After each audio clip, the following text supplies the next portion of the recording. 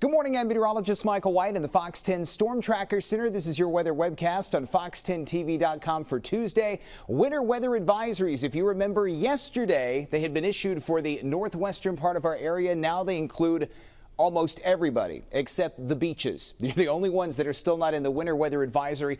Everyone else is now included in this, and it expires at 9 a.m. The reason why it was issued is because of the possibility of light freezing rain. As we go to the radar, you'll see before 4:30 in the morning, we absolutely see that possibility of freezing rain lurking. Here's a peek at the radar. You can see some cold rain. You can also see some sleet and freezing rain. This will form as ice pellets. It'll freeze at the surface, and that's where you have to be careful over bridges and overpasses. Now, all of this precipitation is going to end by the time we hit mid-morning, and our sky will start to clear, and thankfully any water that's on the roads will melt before we start to see a hard freeze that comes in tonight and into Wednesday morning. We'll zoom in a little tighter. This is all before 4:30 in the morning.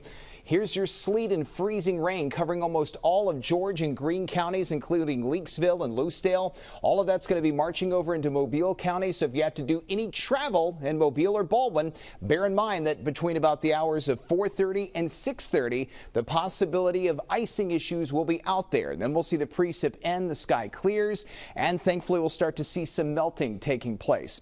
Now the bigger picture shows that not only the rain is going to move out, but the sky will begin to clear, which is going to be nice to have the sunshine fully reemerge across parts of the Gulf Coast. Weather headlines for your Tuesday: cold rain and ice possible this morning.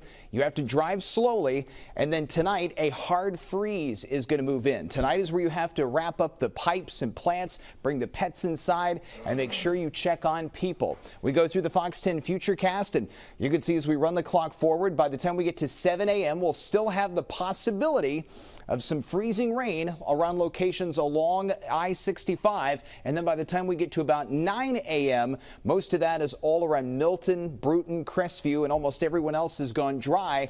Then by the time we get to 11, the sky clears and we start to see the sunshine in more spots in the viewing area. And then look at this, a cloudless sky by 3:30. I would say school pickup time. Most of the schools are closed. Those of you on the Florida Panhandle and a few others, you'll be looking good for afternoon after school plans. And then through the night tonight, we stay clear, quiet, but it will get cold. Hard freeze is expected to work its way in. Here's how the next 7 days are going to stack up. The high today, barely getting up to 40 degrees, if that. You'll start off in the teens tomorrow morning. Wind chills could be in the single digits.